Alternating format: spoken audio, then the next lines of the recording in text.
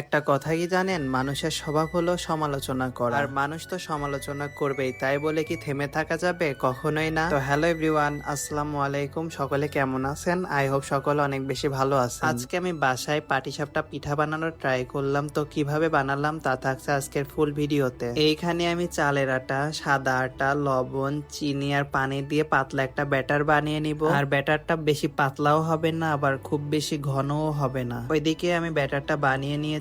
এখন ক্ষীরটা বানানোর পালা। তো আমি এখানে ঘি গরম করে নিয়েছি, দেন দিয়ে দিলাম সুজি। এখন এই সুজির সাথে এই ঘিটা ভালোভাবে ভেজে নিতে হবে। তো কিছু সময় ভাজার পরে আমি অল্প একটু পানি দিয়ে দিলাম। এখন কিছু সময় ধরে পানির সাথে এটা নেড়েচেড়ে মিশিয়ে নিতে হবে। তো পানি দেওয়ার পরে এখন আমি দিলাম চিনি আর লবণ। তো এটা হালকা নেড়েচেড়ে আমি এখন এর ভেতরে আগে থেকে দুধ জাল করে রেখে দিয়েছিলাম, ওটাও দিয়ে দিলাম। দেন এইখানে আমি এক বাটি গুঁড়ো দুধ গুলিয়ে দেন এর ভেতরে দিয়ে দিলাম। এখন এটা অনেক সময় ধরে নেড়েচেড়ে শক্ত করে এটা ক্ষীর বানিয়ে নিতে হবে। আমি প্রথমে একটা কথা বলেছিলাম যে মানুষ সমালোচনা করবে, তাই বলে কি থেমে থাকা যাবে? যেমন আমি এই যে রান্নার ভিডিওগুলো শেয়ার করি, তাই আমার অনেকে ইনবক্সে যে নানান ধরনের কথা বলেন। তো ভাই, আমার যা ইচ্ছা আমি তাই করবো, আমি তো কোনো খারাপ কাজ করছি না। আমার যেহেতু ভালো লাগে তাই আমি এগুলো ছোট ছোট ক্লিপ করে ফেসবুক, ইউটিউবে শেয়ার করি। তো যাই হোক, এখন আমি সবগুলা পিঠা বানিয়ে নিব। যেহেতু আজকেই আমি পিঠাটা ফার্স্ট বানাচ্ছি, তাই এগুলোর বিষয় আমার কোনো তেমন একটা অভিজ্ঞতাও নাই। আমি আমার মতো করে যেভাবে পেরেছি ঠিক সেভাবে বানানোর ট্রাই করেছি। এইখানে আমি একটা জিনিসই বুঝতে পারতেছিলাম না, আমি যে এত কষ্ট করে বানাচ্ছি বাট